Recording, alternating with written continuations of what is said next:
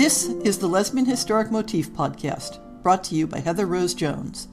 The show looks at lesbian and sapphic themes in history and literature, and historical fiction with queer female characters, including fantastic versions of the past.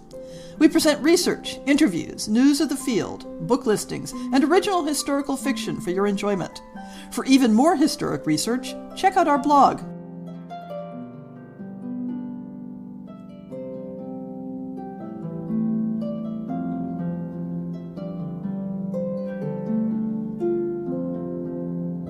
I confess, this is going to be a bit skimpier than my usual trope episodes. I had planned an entirely different topic for this month's show, but it's turning out to be far more involved and elaborate than originally intended. And on top of that, I'm about to be traveling for a couple of weeks, so I needed something I could put together quickly without a lot of background research.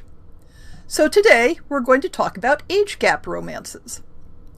The Our Favorite Tropes series examines popular historic romance tropes from the point of view of female couples, and considering both the similarities and differences from other types of couples. In literature, a trope is a recurring motif that is understood to carry a certain expected structure and meaning. The trope could be a situation, such as forced proximity, or a character type, such as the lovable rogue. It could be a type of relationship, such as a second chance romance, or even a mini-script, such as a Cinderella story.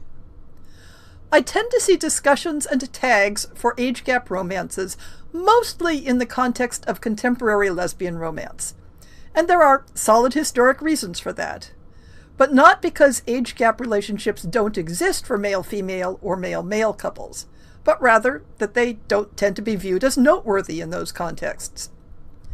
Historically, the combination of patriarchy and the valorizing of female virginity at marriage has meant that male-female marriages default to the man being older than the woman. Older doesn't automatically get classified as an age gap, a number that gets hotly debated and is variable depending on the absolute age of the participants. Patterns in age at marriage could differ considerably across time and geography. Europe tended to fall into two general patterns. The so-called Mediterranean pattern, where women married relatively young, usually to significantly older husbands, leaving young men often in a lengthy unmarried state waiting to acquire sufficient wealth or social power to be competitive. A number of other economic factors tended to accompany this pattern, but we'll stick to the age factor for now. The other pattern, the so-called Northern pattern, involved the man and woman being of roughly similar age, though still the man was typically older, with women marrying later, typically after working outside the home to help accumulate a nest egg to set up the married household. But even in regions where the Northern pattern held for middle and working classes, it was often the case that the upper classes married their daughters off younger to significantly older men. Combined with the tendency of historic romance to concentrate on upper-class characters, this means that whether it's a classic by Jane Austen or written by a contemporary author, it's normal to see a pairing where the woman is just coming out into society in her late teens or early 20s, and the man is mature and established and well into his 30s. Austen's Emma is 20 years old, while her eventual groom, Knightley, is 37, and the near-parental relationship between them is considered unremarkable. All of this is to say that an age gap in a heterosexual historic romance is not noteworthy enough to be considered a trope, unless it's the woman who's older, and then it becomes an entirely different trope, the cougar or older woman. It's not the difference in ages that is noteworthy in that context, but the reversal of the expected difference. I'm far less familiar with the typical patterns in male-male romance novels, whether contemporary or historic. But within history itself, from ancient Athenian pederastic relationships up through the libertinism of the 17th century, the standard expectation was for erotic relationships between men to involve a hierarchical difference, most often based on age, but also including status. The asymmetry aligned with expected sexual roles, with the older, more socially powerful man taking the dominant, masculine-coded role, and the younger, lower-ranking one taking the passive, female-coded role. This made for a dynamic and shifting framework in which younger partners aged out of their former role and were expected to take up the dominant role with a new younger partner. In individual instances, this alignment might not hold, or one might find a stable age-matched pairing. But such arrangements were a marked state, the non-default, and it was egalitarian relationships that were considered transgressive. Of course, this pattern is also driven by patriarchal dynamics, where only the dominant partner is considered truly masculine.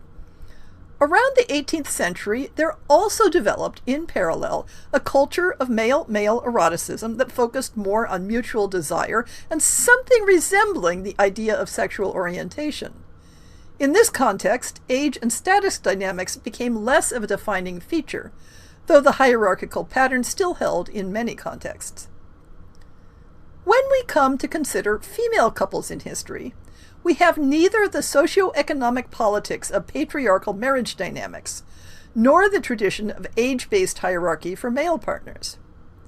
Bernadette Bruton, in Love Between Women, takes the analysis further than the evidence can likely support in concluding that female homoeroticism in the classical and early Christian world was rooted in non-hierarchical egalitarian relationships.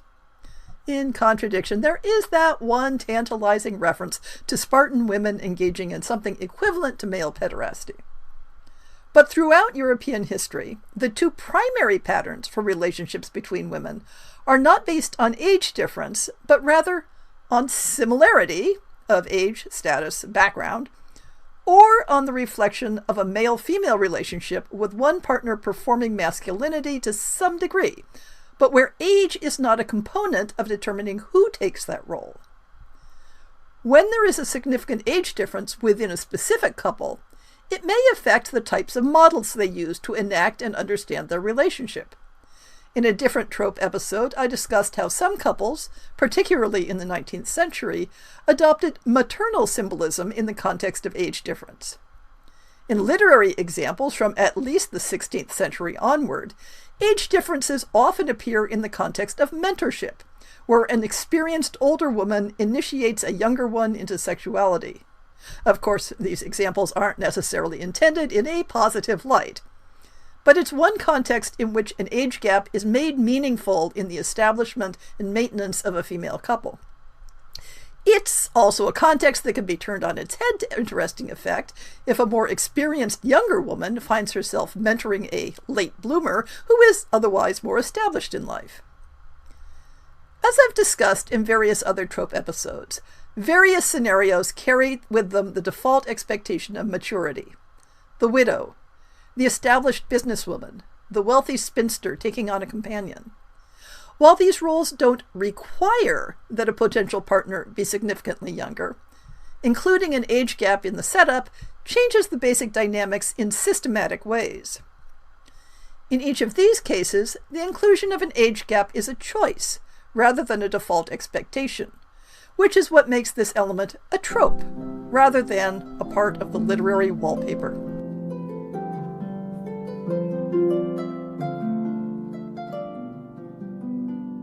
I hope you've enjoyed this episode of the Lesbian Historic Motif Podcast. See the show notes for links to people and topics. Most shows will have a transcript linked as well. If you have a book announcement, a topic suggestion, or might like to appear on the show, please drop me an email. If you enjoyed this podcast, please rate it and subscribe on your favorite podcast app, and consider supporting our Patreon.